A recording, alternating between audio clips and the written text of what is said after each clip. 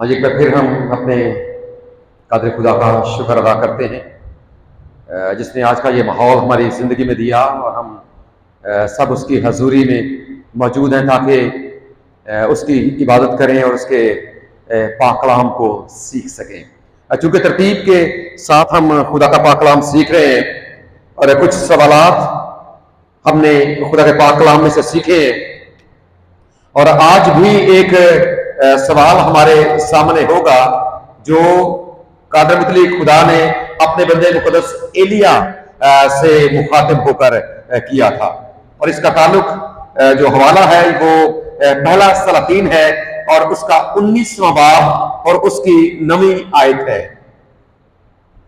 कलाम खुदा में से जिनके पास खुदा का पाक कलाम मौजूद है वो जरूर इसको खोलें और सलातीन की पहली किताब और उसका 19वां बाब और उसकी 9वीं आयत।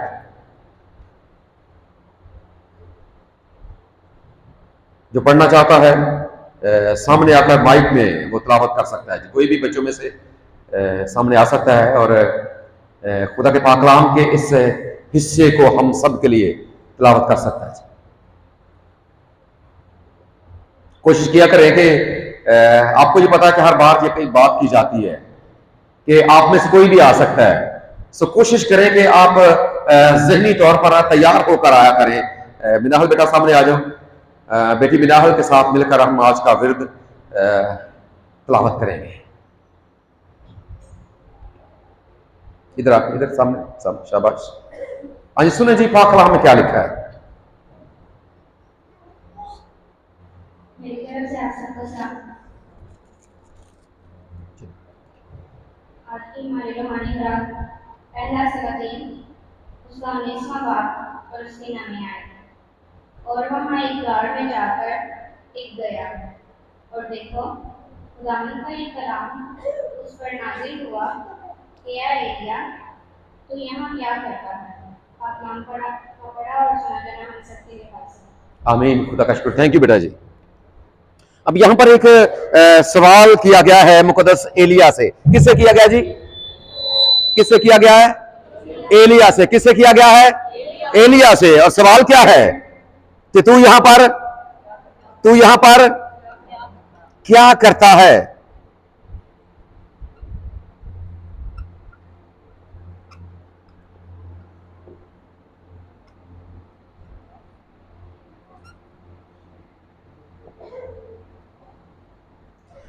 तू यहां पर क्या करता है एलिया?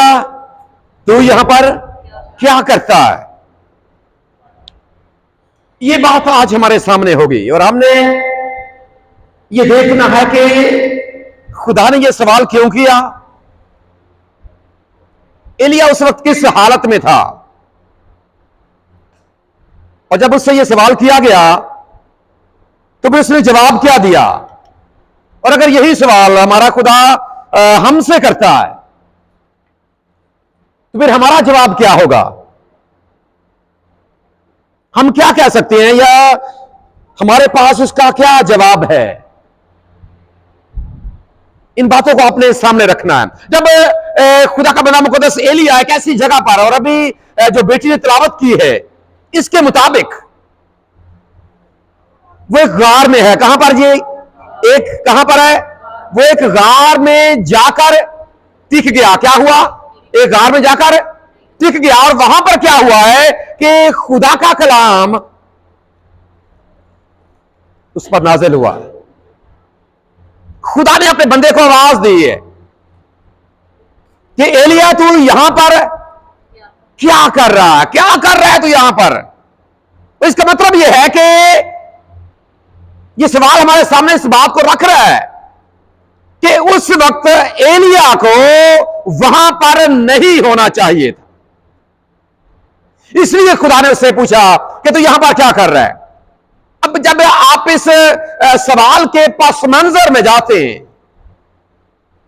कि खुदा ने यह सवाल क्यों किया, तो यह बात याद रखें कि इस वक्त जब खुदा का बंदा एक गार के अंदर छुपा हुआ, और छुपता इंसान क्यों है? इंसान किस वक्त छुपता है या अपने आप को छुपाने की कोशिश करता है? जब वो डर और खौफ में मुब्तला होता है। सही है जी।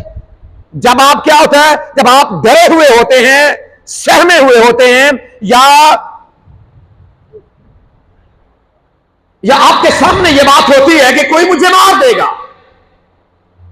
आप अपनी जान बचाने के लिए छुप जाते हैं, एक ऐसी जगह का इंतखाब करते हैं जहां पर आप ये समझते हैं कि यहां पर मेरा दुश्मन ये नहीं पहुंच पाएगा, या अपने आप को आप महफूज समझते हैं। और ये एक तरह से इंसान की हालत का बयान है।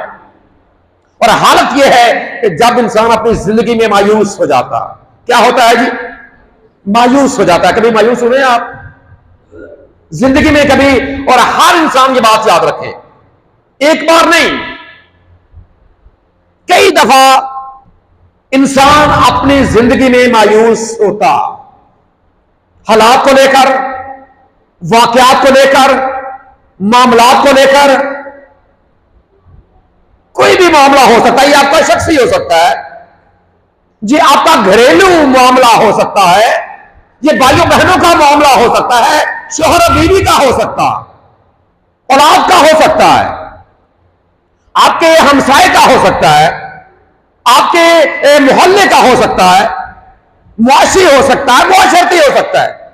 कोई भी मामला लेकर अक्सर औकात इंसान अपनी जिंदगी में मायूसी का शिकार होते।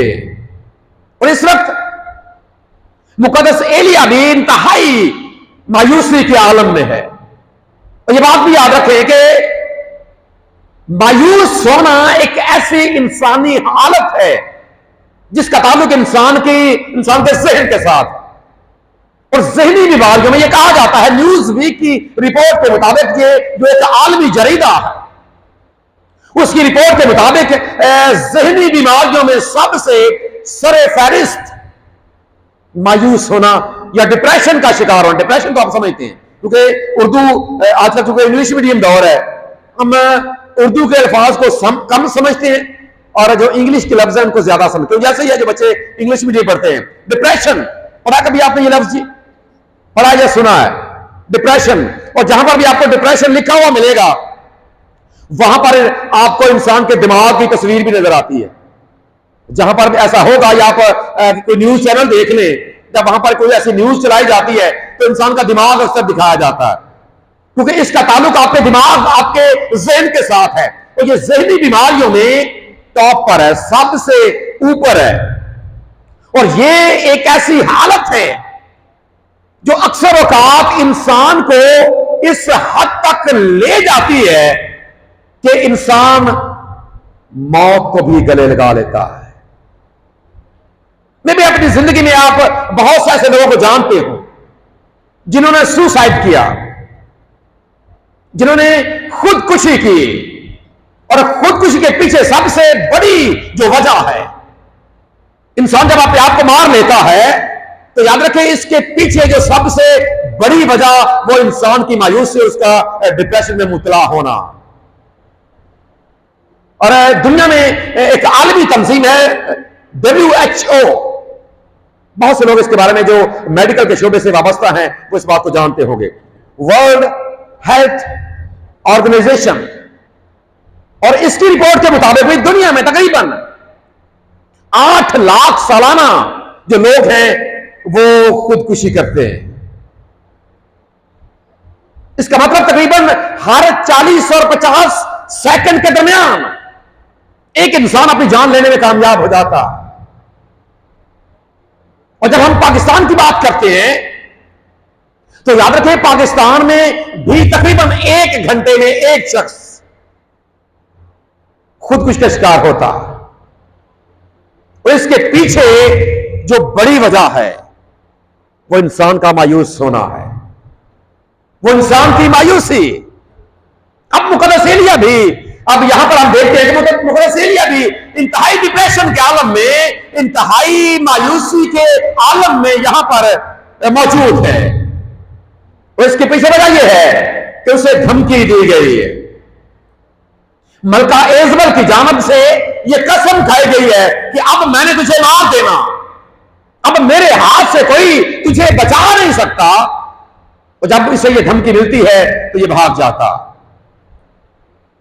और धमकी इसलिए मिलती है, जो लोग इस कहानी के या इस वाक्य के पस मंजर से वाकिफ हैं। दरअसल जो एजबल मलका है, जो उस वक्त के बादशाह अखयब की बीवी, ये एक बुत प्रस्त खातून है। इसका जो बैकग्राउंड है, ये एक गैर कौम है, इसका ताल्लुक इसराइल के साथ नहीं है। लेकिन इसराइली बादशाह ने इसे अपनी दुल्हन बना लिया, अपनी मलका बना लिया है। लेकिन चूंकि ये एक कारोबारी शादी थी या ये एक समझौते के तहत की गई शादी थी, तो ये अपने मजहब को भी साथ लेकर आई और इसने इसराइल में बुत प्रस्ती का जो रिवाज है इसे आम करने की कोशिश की, भरपूर कोशिश की। और अपनी इस कोशिश में वो बड़ी हद तक कामयाब भी नजर आती है। अब चूंकि जो मुकद्दस एलिया है वो खुदा का बंदा और वो बुतप्रस्ती के खिलाफ तालीम देता है, वो खुदा के पाकलाम को लोगों के सामने रखता। क्या लोग हो, तुम्हें खुदा के उन अहकामात को अपने सामने रखने की जरूरत है, इसलिए कि कोई भी बुत तुम्हारे जिंदा आसमानी खुदा का मुकाबला नहीं कर सकता, उसकी नुमाइंदगी नहीं कर सकता। इसलिए खुदा ने अपने पाकलाम में यह हुक्म दिया है कि मेरे हजूर में तू गैर माबूदों को ना मानना और ना तू अपने लिए कोई तराशी हुई मूरत बनाना। वो इस तालीम को लेकर आगे बढ़ता है क्योंकि खुदा की जानिब से यही हुक्म मिला कि तूने इसराइलियों पर उनके गुनाह को जाहिर करना। और जब वो ऐसा करता है, ये उसके मुखालिफ अपने शोहर को भी साथ मिला लेती और इसी इसराइल में एक मुकाबला, एक टाकरा होता। उस टाकरे से भी आप लोग वाकिफ होंगे जब नबियों के साथ बाल जो देवता है, जो सिदानियों का देवता है, जो उस वक्त गैर अकवाम के देवताओं में जो सरफहरिस्त है और जो एजबल के देवताओं में भी सरफहरिस्त है, उसके 400 नबियों के साथ जब इसका मुकाबला होता है। और पाकलाम ये बयान करता है कि जब वहां पर यह मुकाबला होता है, कुर्बानी चढ़ाने का मामला, आप सब यकीनन इस वाक़े से वाकिफ होंगे। जब यह मुकाबला हुआ और कुर्बानी की बात है कि जिसका जो जिंदा खुदा होगा वो इस कुर्बानी को कबूल करेगा और भस्म कर देगा। अब जो 400 नबी हैं, यहां पर पाकला में लिखा है कि यहां तक लिखा है कि उन्होंने अपने आप को जख्मी तक कर लिया। अब एलिया उन्हें चढ़ाता है। हो सकता है तुम्हारा देवता सो रहा हो सकता है वो किसी सफर में हो सकता है वो आराम कर रहा हो, सो रहा हो, जोर से पुकारो। यहां तक इन्होंने अपने आप को नबियों ने लहू लहान कर दिया, लेकिन किसी ने इनकी ना सुनी।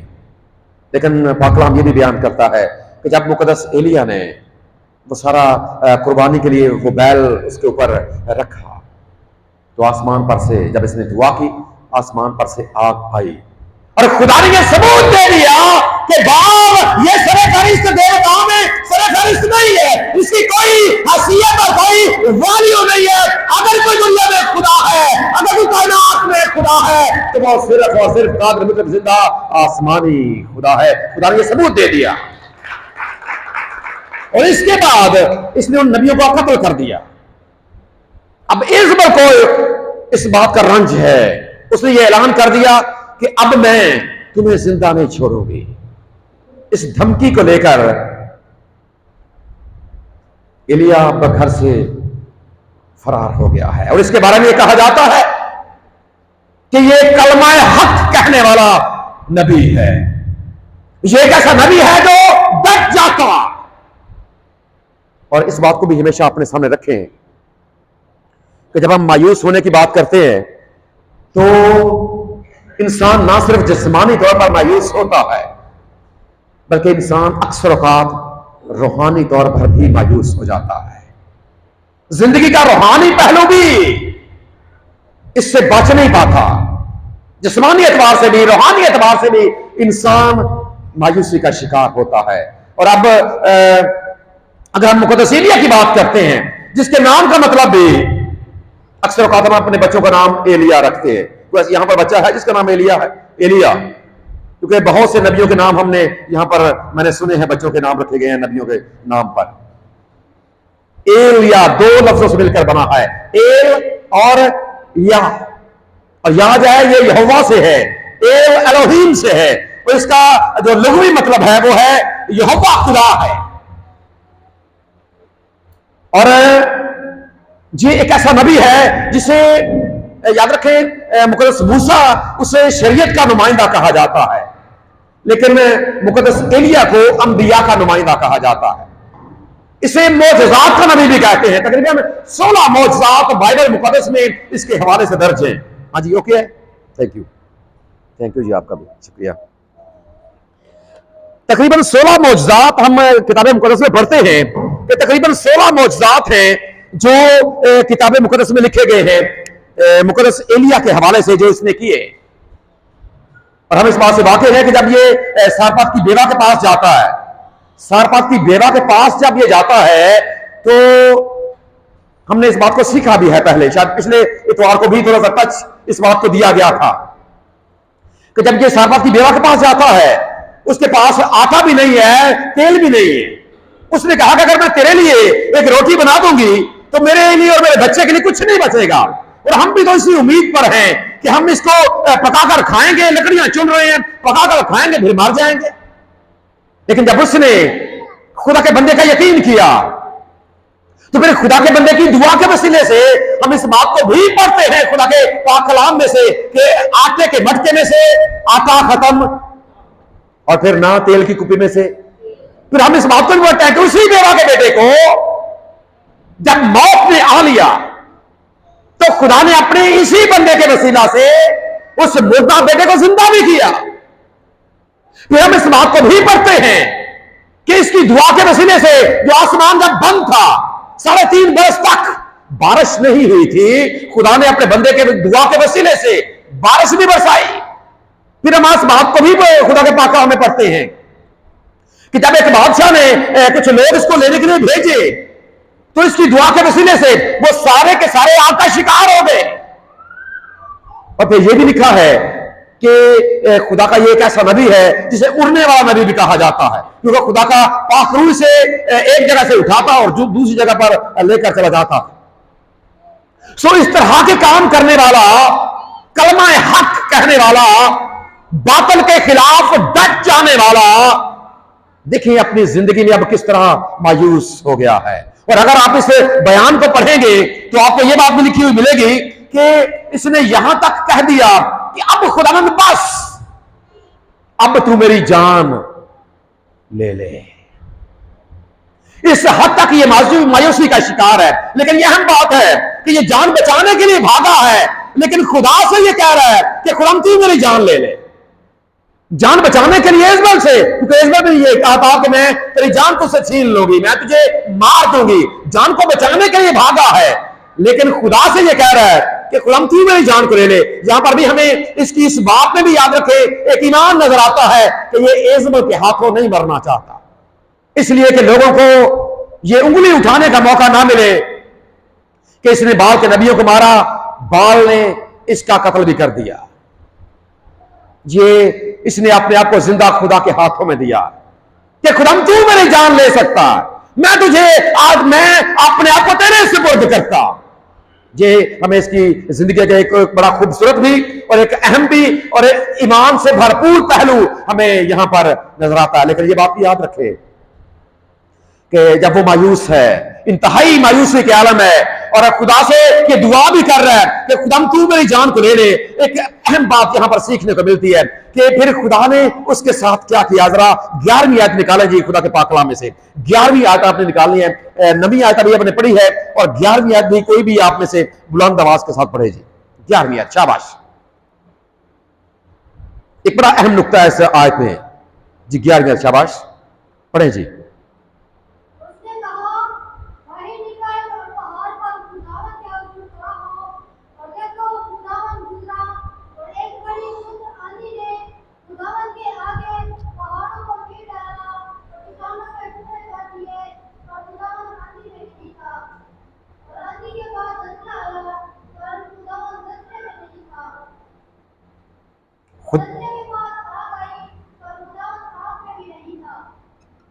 शाबाश, पढ़ते जाएं।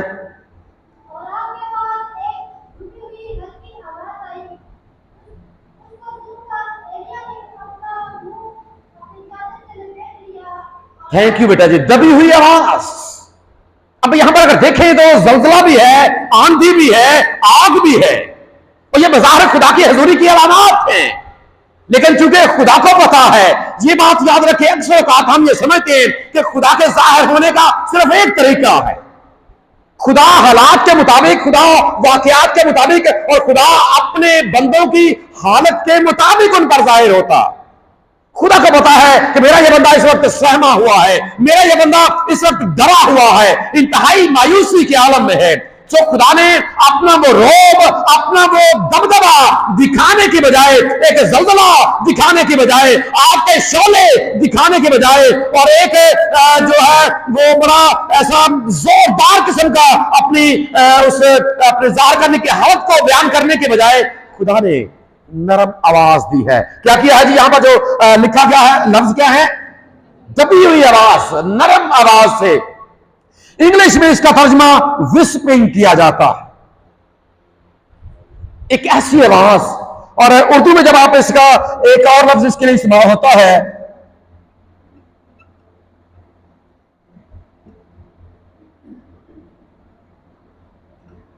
फुसफुसाहट। पढ़ा जी कभी ये लफ्ज आपने? और ये बिल्कुल ऐसा ही आता है जैसा आप किसी कान में सरगोशी करते हैं। कान में क्या करते हैं जी? और जब आप कान में सरगोशी करते हैं तो फिर आप जोर से नहीं बोलते। ऐसे ही होता है जी। जब आप कान में क्या करते हैं, कभी आपने किया है जिंदगी में किसी कान में सरगोशी की हो आपने? कभी किसी ने कोई ऐसी बात की हो किसी के साथ?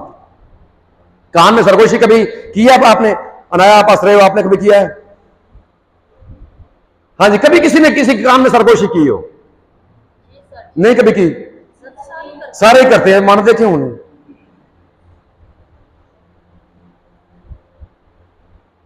सारे ही करते हैं कान में बात करना। और जब आप कान में बात करते हैं तो आप बड़े प्यार के साथ करते हैं, इस तरह हाथ यहां पर लगाकर बड़े आराम के साथ, सुकून के साथ, बड़े धीमे लहजे के साथ। यहां पर भी खुदा ने बिल्कुल इसी तरह, क्योंकि उसे पता है कि मेरा बंदा इस वक्त इंतहाई मायूसी के डरा हुआ, सहमा हुआ।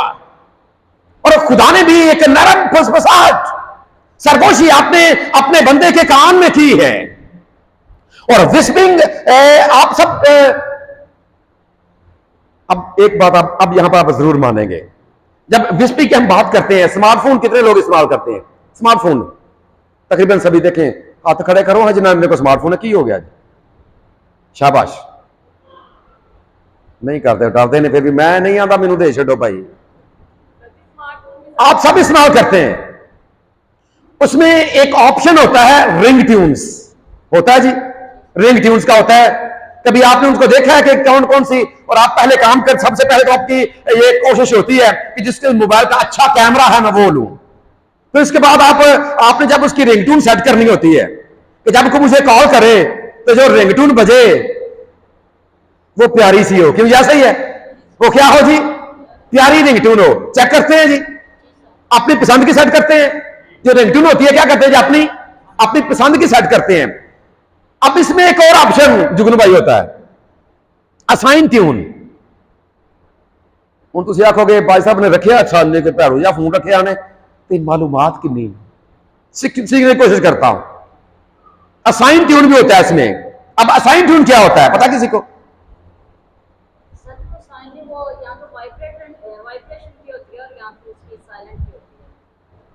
चले, जो आप कह रहे हैं वो भी दुरुस्त मानते हैं, करीब तरीन तो आप हैं। लेकिन असाइन ट्यून का मतलब ये है कि आप अपनी मर्जी से जो नंबर आपने सेव कर रखे हैं, आप अपनी मर्जी से अपनी ट्यून मैं आपके लिए अलग सेट कर सकता हूं, आपके लिए अलग सेट कर सकता हूं, आपके लिए अलग, कि जो ट्यून बजे मुझे पता चल जाए कि कौन, नाम देखे बगैर मुझे पता चल जाएगा कि कौन मुझे कॉल कर रहा है। ऐसा किया कभी किसी ने जी?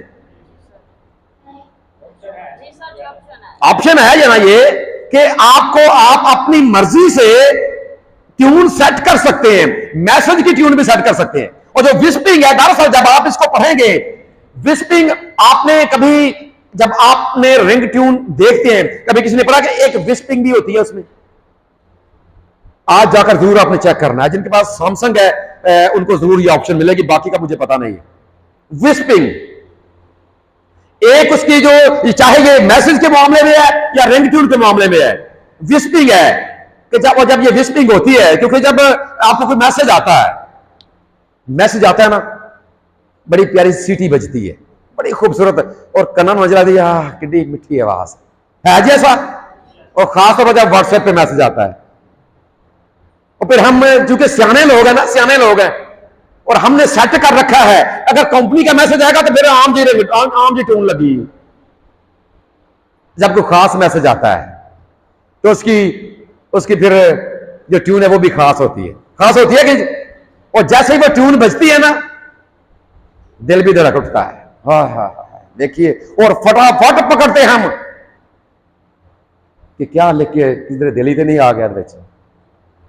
देखते हैं कि नहीं जी, फौरन से देखते हैं, मनो तो भावे ऐसा होता है कि नहीं होता जी, मर्जी से आप सेट करते हैं। देखिए, जब खुदा ने भी यहां पर ये विस्पिंग की है, और आगे लिखा है कि खुदा ने अपने बंदे मुकद्दस एलिया के कान में जब ये बड़े प्यार के साथ सरगोशी की है, तो खुदा का बंदा मुकद्दस एलिया जान गया है कि ये आवाज मेरे जिंदा कादर मुतलक खुदा की है। अगर आप इंसान होकर मैसेज से ये समझ जाते हैं कि मेरे किसी प्यारे ने मैसेज भेजा है, तो फिर वो खुदा का बंदा है, वो क्यों नहीं पहचानेगा कि ये जो आवाज आई है ये मेरे खुदा की आवाज है।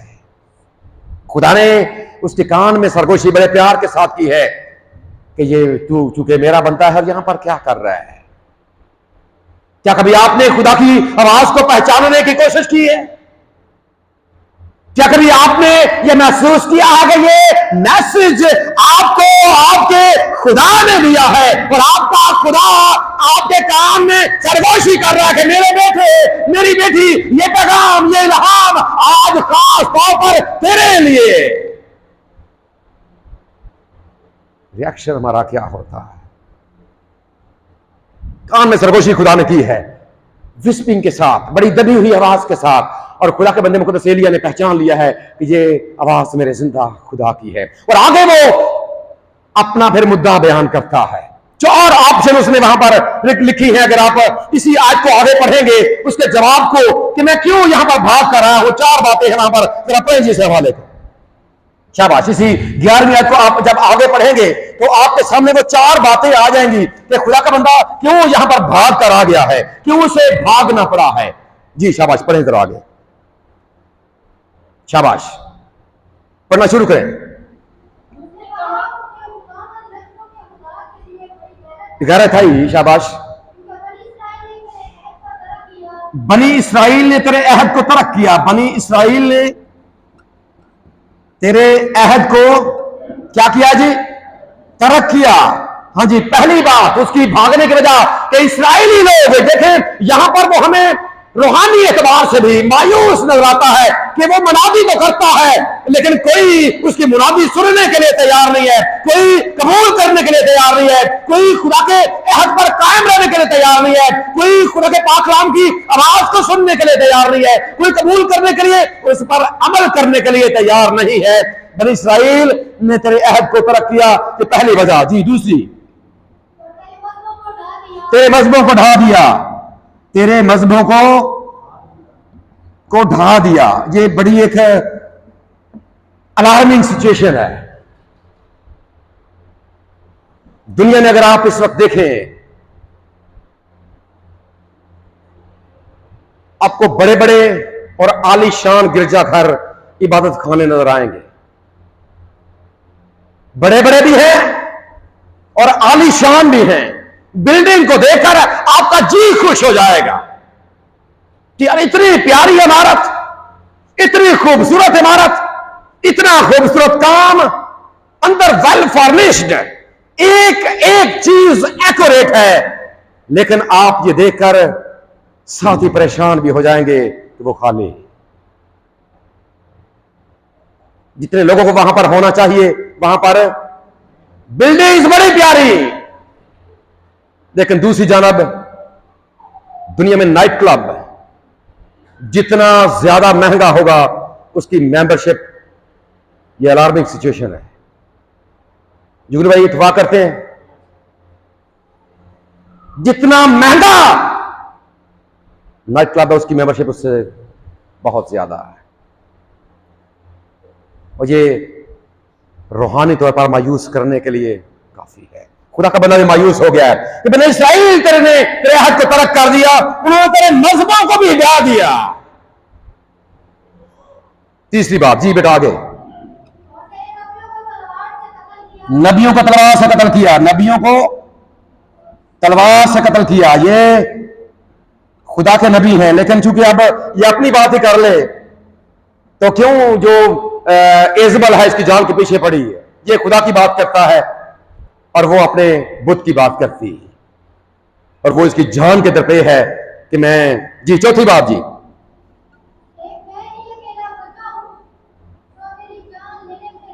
मेरी भी जान लेने के दरपे है। और वो फिर यहां पर अपनी बात करता, चार वजूहात वो खुदा के सामने रखता है कि वो मेरी भी जान लेने के दरपे है।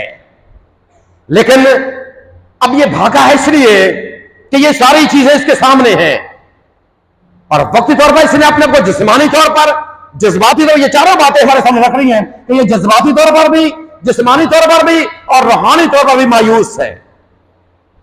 लेकिन ये समझता है कि मैं शायद अकेला रह गया हूं, लेकिन वो मैं अकेला रह गया हूं। लेकिन जब खुदा ने इसके कान में सरगोशी की तो अगली आयत आप पढ़ लीजिए।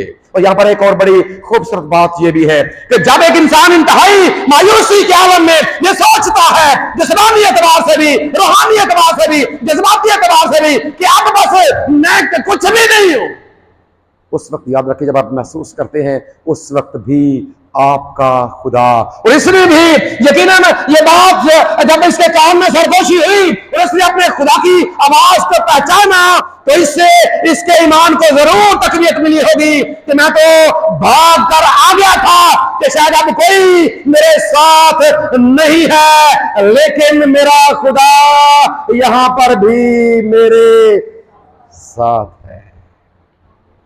आपका खुदा कभी आपको नहीं छोड़ता। यह अलग बात है कि ये आपको महसूस हो या ना हो, लेकिन आपका खुदा हमेशा आपके साथ रहता है। और फिर खुदा ने इसकी मायूसी का इलाज इस तरह किया, खुद इसे सिखाए। एक बंदा इसके साथ आगे आप अगली आयत को पढ़ेंगे तो खुदा ने मुकद्दस अलीशा को इसके साथ कर दिया। और यकीनन खुदा ने कहा कि ये मत सोच कि मैं अकेला हूं, बहुत से और पोशीदा हैं।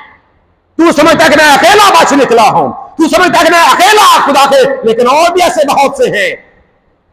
हाँ, तू भी उनमें शामिल है, लेकिन और भी बहुत से हैं। लेकिन अभी तूने बहुत सा काम करना है, वापस जा। खुदा ने तुझे वापसी का हुक्म दिया है कि जाकर और भी आप तूने बहुत से काम करने हैं। और ये बात बड़ी अहम है, बहुत अहम बात है कि अपनी मौत की आरजू करने वाला, अपनी मौत का ख्वाहिशमंद कि अब खुदा तो मेरी जान मुझसे ले ले, जब खुदा ने इसके कान में फुसफुसाहट की है, विस्पिंग की है, खुदा ने इसे वापस भेजा है, तो अपनी जान लेने का ख्वाहिशमंद, मर जाने का ख्वाहिशमंद, उसने मौत का मजा नहीं चखा। पाकरा में लिखा है कि ये जिंदा उठा लिया गया। ऐसा है जी, जिंदा उठा लिया गया है।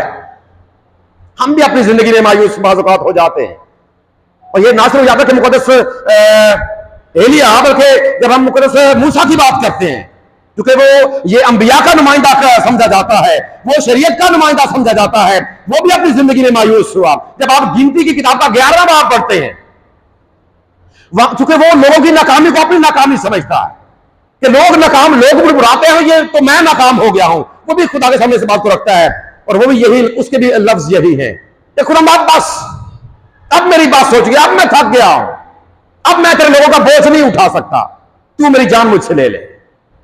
वो भी खुदा के सामने इसी बात को रखता है। आप गिनती की किताब में आप इस तफसील को खुरूज की किताब में पढ़ सकते हैं, गिनती की किताब में पढ़ सकते हैं। और फिर खुदा ने उसका भी इलाज किया। खुदा ने 70 आदमियों को उसके कहा 70 आदमी और मुकर्रर कर ले, वो इसका मशवरा उसके ससुर ने भी उसको दिया था, और इस तरह उसका बोझ कम हो गया, और वो भी इसराइल को आगे, बनी इसराइल को आगे लेकर आगे बढ़ने वाला हुआ। इसके बाद हम मुकद्दस यूना के बारे में, जब उसने मुनादी की और वो भी मायूस हो गया था, उसके भी यही लफ्ज हैं। अगर आप यूना की किताब का 4वां बाब और उसकी 8वीं आयत पढ़ेंगे तो वहां पर यही बयान बिल्कुल मुकद्दस यूना के बारे में भी आपको मिलता है। उसने भी कहा कि खुदा मेरी जान मुझसे ले ले, वजह क्या है? मुनादी उसने की है लेकिन नतीजा नहीं चाहता। खुदा ने नैना को बचा लिया क्योंकि उन्होंने तौबा कर ली। अभी से इस बात कल में ये तो बाहर जाकर बैठा हुआ है कि मैं आग नजर होती हुई देखूंगा, वो खुदा ने को बर्बाद कर देना। खुदा ने उनको बचा लिया, फिर खुदा ने उसको भी थपथपाया, हौसला दिया कि देख खुदा के पास जवाब है। खुदा ने जवाब फराहम किया कि तू एक बेल की वजह से जो उगी, ना तूने पानी दिया ना बीज डाला, सूख गई है, तो उसकी वजह से इतना परेशान हो गया। और मैं उनकी वजह से, वहां पर तो 1,20,000 से ज्यादा वो हैं जो अपने दाएं और बाएं में तमीज भी नहीं कर सकते। खुदा ने उसको भी जवाब फराहम किया। अब ये तीनों शख्सियत जो किताब मुकद्दस में हैं, सबसे पहले हमें जब हम मूसा की बात करते हैं, मोसेस ये उस वक्त मायूस हुआ जब अपनी जिंदगी में एक बड़ी अहम कामयाबी इसने समेटी है।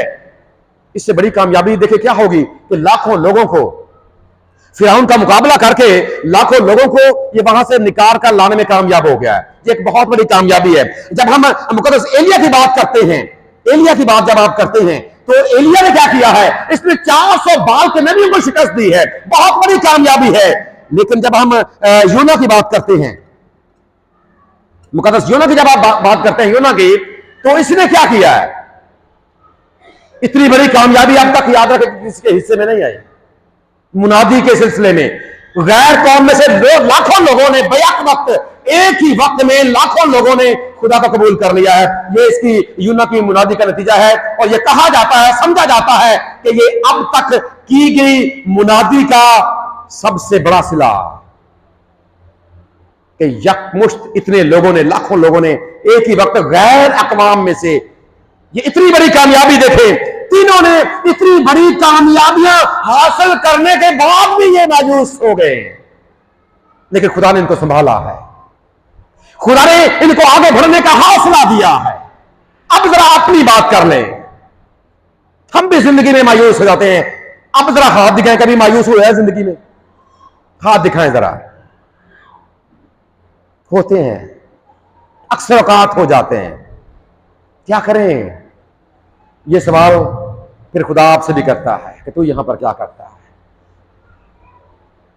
ज़बूर नवीस एक आयत लिखता है, जरा निकाले एक आयत को जी, 42वां ज़बूर और उसकी 11वीं आयत। शाबाश, कोई भी बुलंद आवाज से जरा पढ़े जरा, 42वां ज़बूर और उसकी 11वीं आयत। ज़बूर नंबर 42, 11वीं आयत। ऐ मेरी जान तू क्यों, ये खुदा का बंदा भी इस वक्त मायूसी के आलम में है। ऐ मेरी जान तू क्यों गिरी जाती है? जी बेटा आगे। अंदर ही अंदर, क्योंकि जब इंसान मायूस होता है तो अंदर ही अंदर बेचैन होता है। ऐसी है जी, अंदर ही अंदर ना जाने क्या कुछ सोचता है। तू अंदर ही अंदर क्यों बेचैन है? जी, खुदा से उम्मीद रख। शाबाश, तो बेटी किरण के लिए तालियां बजाएंगे। थैंक यू बेटा, thank you so much, God bless you. जी, खुदा से किससे उम्मीद रख? खुदा से उम्मीद रख। और अभी हमने जब 102 ज़बूर गाया है, उसमें भी एक मायूसी, एक मायूस शख्स की, वो भी। और जब आप इसके टाइटल को किताब मुकद्दस में पढ़ते हैं तो मुसीबत ज़दा आदमी की दुआ है, ज़बूर नंबर 102। इससे मायूसी क्या होगी कि दिल पहली वांगर मेरा, ये मायूसी की बात है। मैनू करन मलामत वैरी, ये मायूसी की बात है। एक एक बात पर जब आप गौर करते हैं, वो इंतहाई मायूसी के आलम में है। और जब याद रखें आप भी मायूसी के आलम में हैं, तो ये बात आपके लिए भी है। खुदा आपसे पूछता है कि तू यहां पर क्या करता है? ऐ मेरी जान तू क्यों गिरी जाती है? अंदर ही अंदर क्यों बेचैन है? क्योंकि तेरा जिंदा खुदा अपने खुदा पर उम्मीद रख, इसलिए कि उसने साथ रहने का वादा किया है कि देखो मैं दुनिया के आखिर तक हमेशा तुम्हारे। जरूर अपनी जिंदगी पर। और एक और अहम बात भी है इस सवाल के सिलसिले में, खुदा जरूर आपसे पूछता है जब आप एक ऐसी जगह पर होते हैं जहां पर आपको, जो पहले हमने बात की, जब आप उस जगह पर होते हैं जहां पर आपको नहीं होना चाहिए, जहां पर आपको, अब बतौर ईमानदार सोचे कि आपको कहां कहां पर नहीं होना चाहिए। कुछ ऐसी जगह हैं जहां पर एक ईमानदार को नहीं होना चाहिए। जब आप ऐसी जगह पर होंगे और फिर उसी जहन के साथ गए होंगे तो फिर आपका, क्योंकि याद रखिए जो इंसान का ज़मीर है ये खुदा का चिराग है, मिसाल की किताब ये बयान करती है। खुदा जरूर आपसे कलाम करता है कि तू यहां विस्परिंग करता है, खुदा मैसेज भेजता है मीठी आवाज के जरिए से कि तू यहां पर क्या कर रहा है। अगर आप किसी जुए खाने में हैं, आपका सवाल, आपका खुदा आपसे सवाल जरूर करता है कि आप यहां पर क्यों हैं। आप बुत खाने में हैं, आपका खुदा आपसे जरूर सवाल करता है कि आप यहां पर क्यों हैं। आप शराब खाने में हैं, मैकदे में हैं, आपका खुदा आपसे जरूर सवाल करता है कि आप यहां पर क्यों हैं। आप अगर ठट्ठेबाजों की मजलिस में, खुदा आपसे जरूर सवाल करता है कि आप यहां पर क्यों हैं। हरामकारी में गर्क हो चुके हैं, आपका खुदा आपसे जरूर पूछता है कि आप यहां पर क्यों हैं। क्या कभी आपने खुदा की आवाज को सुनने की कोशिश की है? कभी महसूस किया है कि आज मेरा खुदा मुझसे कलाम कर रहा है, आज मेरा खुदा मुझे पुकार रहा है, आज मेरा खुदा मेरे सामने इस बात को रख रहा है कि ऐ मेरे बेटे, ऐ मेरी बेटी, ये जगह तेरे लिए नहीं है। और जब याद रखे इतवार के रोज ऐलान होता है कि खुदा के घर की आधे इबादत का वक्त हो चुका है और आप नहीं आते, आप अगर उस वक्त कहीं और जगह पर हैं तो खुदा की आवाज आपके लिए जरूर है कि तू यहां पर क्या कर रहा है, इस वक्त तुझे मेरे घर में होना चाहिए। इन सारी बातों को लेकर अपनी जिंदगी पर गौर करें और इस सवाल को अपने सामने रखें। एलिय्याह का नाम यहां पर एलिया का नाम लिखा गया है कि एलिया तू यहां पर क्या कर रहा है। एलिया को वक्ती तौर पर एक तरफ हटाकर हर कोई यहां पर अपना अपना अपना नाम लिखे कि मेरा खुदा मुझसे मुखातिब है। और अगर आप याद रखिए आज मायूस हैं, शायद अपनी अपनी जिंदगी से बेजार आ चुके हैं, तो ये बात आपके लिए है। खुदा चाहता है कि आप अपने आप को खुदा के सुपुर्द कर दें। यहां पर अब आपको, क्योंकि मुकद्दस एलिया से पहले जब आप 19वां बाब पढ़ते हैं, ये झाओ के पेड़ के नीचे बैठा है, मायूस है। अब आपको याद रखें, बतौर ईमानदार, आपको मायूसी के पेड़ के नीचे बैठने की जरूरत नहीं है, बल्कि अपनी निगाहों को ईमान के बानी और कामिल करने वाले खुदावंद यीशु मसीह पर टिकाने की जरूरत है, जो जरूर आपसे पूछता है कि मेरे बेटे, जब आप मुकाशमे किताब को पढ़ते हैं तो वहां पर लिखा है, बस ख्याल कर कि तू कहां से गिरा है, ख्याल कर तू कहां से गिरा है, ख्याल कर तू कहां से गिरा है। अगर गिर चुके हैं, अपनी जान लेने के दरपे हैं, तो अपने खुदावंद की इस आवाज को जरूर सुनिए। उसने साथ रहने का वादा किया है, साथ निभाने का वादा किया है, और इसके साथ बड़ी प्यारी, बड़ी खूबसूरत दावत जो मेरा और आपका खुदावंद हमें दे रहा है मत्ती रसूल के अंजीली बयान में, क्या थके मांदो और बोझ से दबे हुए लोगों, सब मेरे पास आओ, मैं तुम्हें आराम दूंगा। आराम पाना चाहते हैं, तसल्ली पाना चाहते हैं, इत्मीनान पाना चाहते हैं, अबदी आराम पाना चाहते हैं, अबदी जिंदगी पाना चाहते हैं, उसे अपना शख्सी निजात दहिंदा कबूल करें और मायूसी से हमेशा हमेशा के लिए जान छुड़ा लें। मेरा और आपका खुदा हमें आज के कलाम के वसीले से बरकत बख्शे। आमीन। बहुत शुक्रिया जी।